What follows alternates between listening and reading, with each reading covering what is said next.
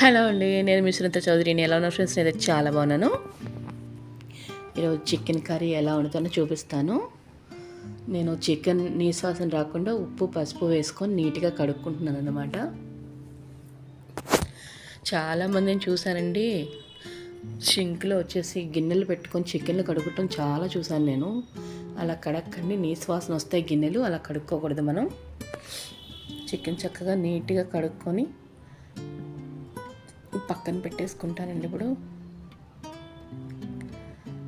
ఉప్పు పసుపు వేసుకుంటే ఏంటంటే నీశ్వాసన అనేది మనకి చికెన్లో రాదన్నమాట. నీట్గా ఫ్రెష్గా కనబడుతుంది చికెన్ అనేది మనకి. చూడండి, ఇట్లా వేరే గిన్నెలో వేసుకుంటున్నాను. కడిగేసుకొని ఇట్లా విడివిడిగా ముక్క తీసి కడిగి వేరే గిన్నెలో వేసుకున్నాను. నేను అల్లం పేస్ట్ వేసుకున్నాను, ఉప్పు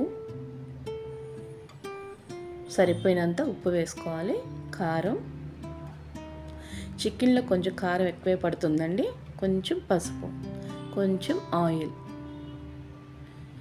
ఇప్పుడు కొంచెం గరం మసాలా వేసుకుంటున్నాను.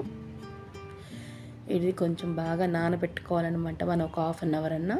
అప్పుడు చికెన్ మెత్తగా చక్కగా బాగుంటుంది ముక్క అనేది నానబెట్టుకుంటే. ఇలా ఒక 1/2 అవర్ పక్కన పెట్టేసుకోవాలన్నమాట.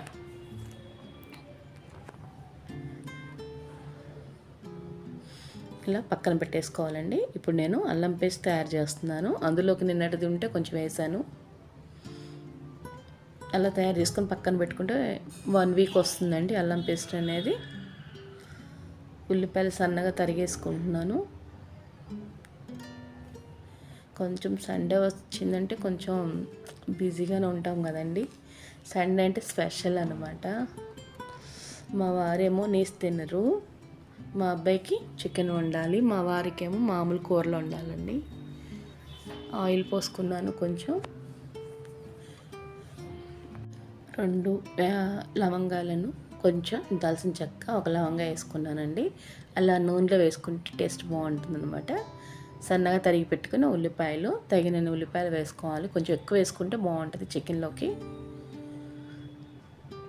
చూడండి, చక్కగా కొంచెం సాల్ట్ వేసుకుంటే నీరు వస్తుంది, ఉల్లిపాయ చక్కగా వేగుతుందని అలాగే వేసుకుంటానండి. నేను కొంచెం స్టార్టింగ్లో కొంచెం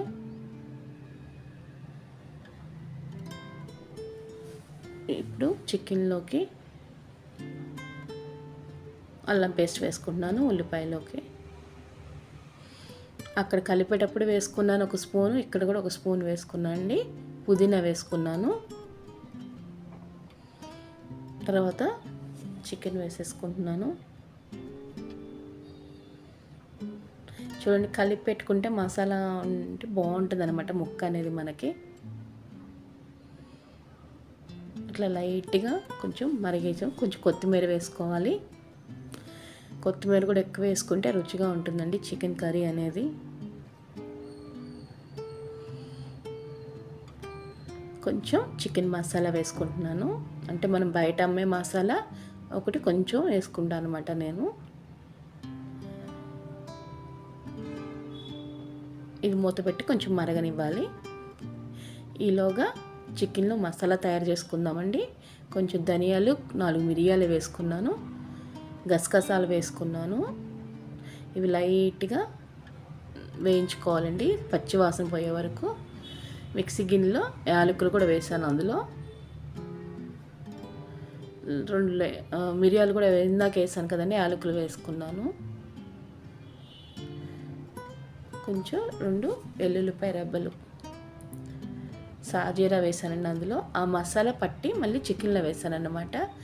ఈ మసాలా అన్నమాట చికెన్కి టేస్ట్ వచ్చేది బాగా. ఇది మసాలా కొంచెం బాగా ఒక 5 నిమిషాలు మగ్గిన తర్వాతే వాటర్ పోయాలండి, ఎందుకంటే కూరకు మసాలా పట్టాలన్నమాట. అది కాసేపు ఆగిన తర్వాత తగినన్ని నీళ్ళు పోసుకోవాలి మనం చికెన్లో. ఆ మసాలా మొత్తం పట్టేసింది. ఆ మసాలా వేసుకుంటే రుచిగా ఉంటుందండి. కొంచెం వాటర్ పోసుకుంటున్నాను.